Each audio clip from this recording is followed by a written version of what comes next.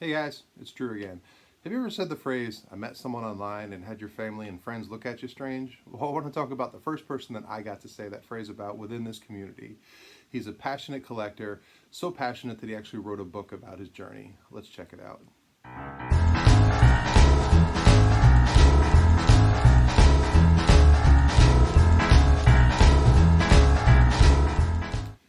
So the person I want to talk about, his name is Chris, and I met Chris on Net54.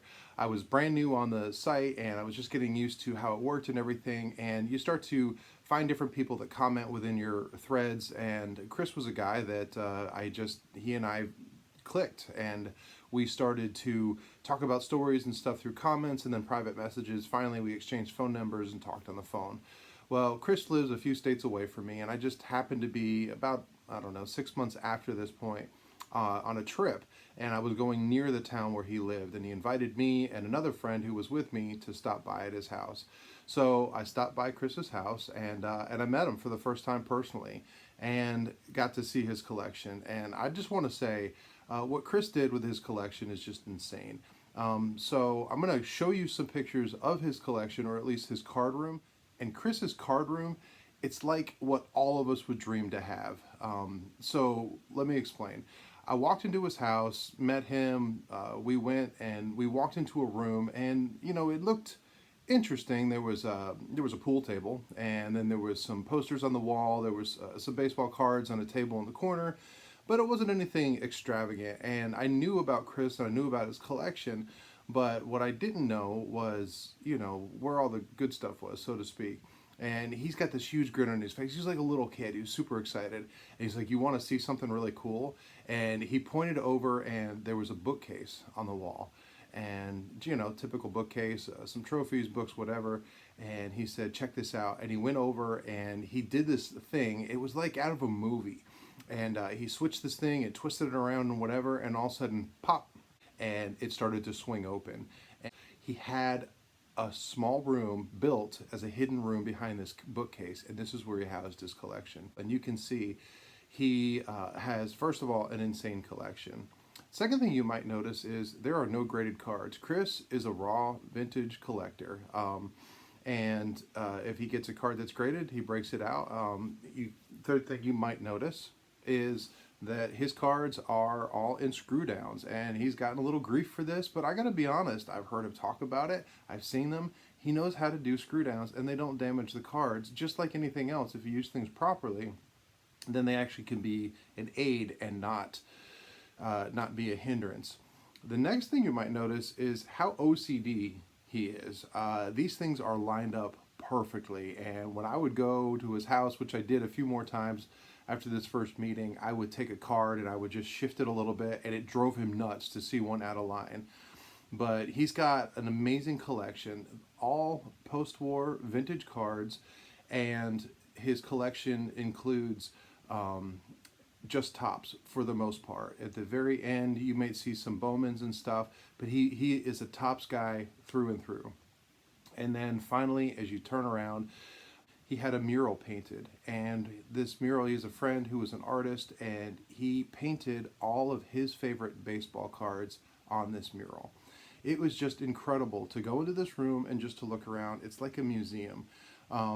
Everything is on display, beautiful cards, amazing condition, the colors that pop, to see all the different cards in different years, to see all the different players that he has. You'll notice a number of players over and over, from Mickey Mantle to Hank Aaron. He would collect all of his cards, all the cards of those players. So his collection was absolutely incredible just to sit and to watch. But that's not where Chris's story is having an amazing collection. It's not the room that he had in his house, which by the way was his wife's idea to, why don't you make a hidden room? Which, I mean, how cool is that if any of our wives were like, yeah, let's make a hidden room for your cards. But it wasn't that. The great thing about Chris and his collection is his story. And of course, I love a good story. So much the fact that one day, a number of years later, I knew Chris was working on this. Chris was working on a book.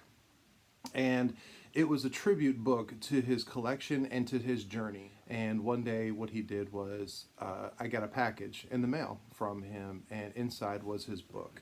And he sent it to me, and inside he wrote, "Drew, thank you for being a great Christian friend." And then he signed it. And then he said, "P.S. See page 190."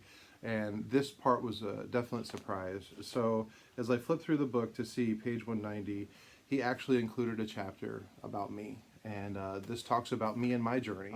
Chris is just a thoughtful guy. He is an amazing person, a family man, and that is where his journey is within cards. So the story goes way back between a connection between him and his father. His dad collected cards as a kid, like a lot of people, starting in the mid 50s up through the early 60s.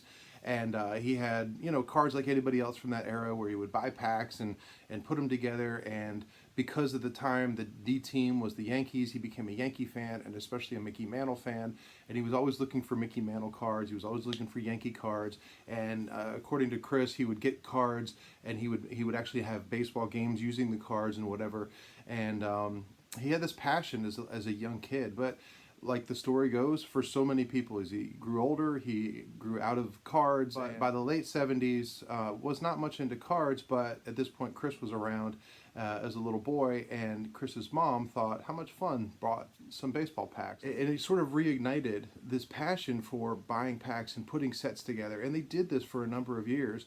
But not only that, Chris's dad was like, you know what? I'm going to go find my cards. And he went back to his childhood home. And the story goes, recently found out that his cards were no longer around. But not only were they thrown out, apparently Chris's grandparents burned their trash. So not only did they do the horrible thing of throwing them away, they actually burned all of his card collection.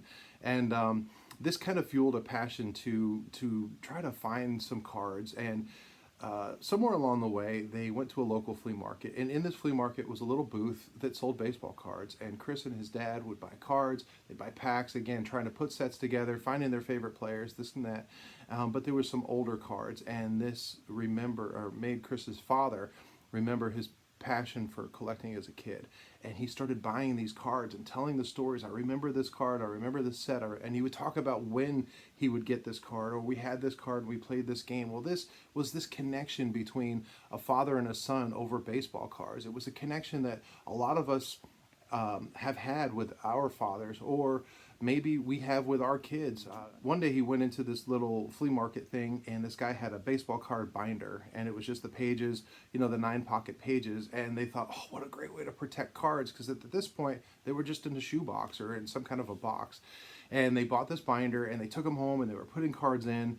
And he found really quick that the card specifically was a 1956 Whitey Ford, and the Whitey Ford, it didn't fit in the things. It was too big. And he was frustrated that he wanted to see these cards, these few cards that he had. So he thought it was just some sort of a misprint or something where this card was bigger. And he did the unthinkable. "Get my scissors," he says to Chris's mom. And he took it and he literally trimmed down the 1956 Whitey Ford so it could fit. But he was so delighted with this. He was so happy because it wasn't about the monetary value. It was about a card. He was a Yankee. It was something that he remembered as a kid, and it was in this page where he could flip through the pages and look and not have to pull out a stack and flip through. And of course, it pretty much ruined the value of the card, but what it did was it added value. It added a story value. It added a connection.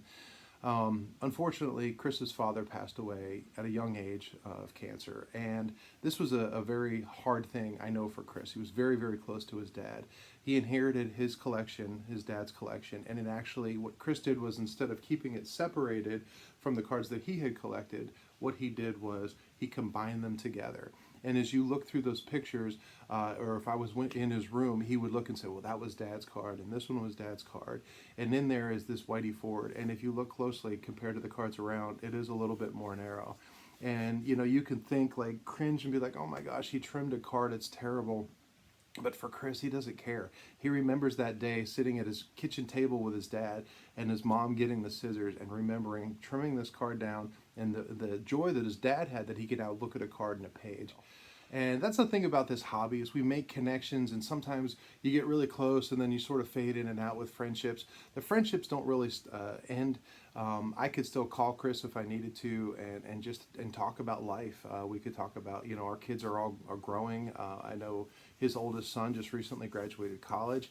I remember when his boys were little, and now they're growing up quick, and it's just great to see. So Chris, if you watch this video, I appreciate our friendship. I appreciate the stories that we put together, going to card shows, meeting people, you introducing me to people. So Chris, I hope everything's great. I appreciate the stories. I appreciate the friendship. For all you guys coming along in this journey, I appreciate you listening. Until next time, you be good.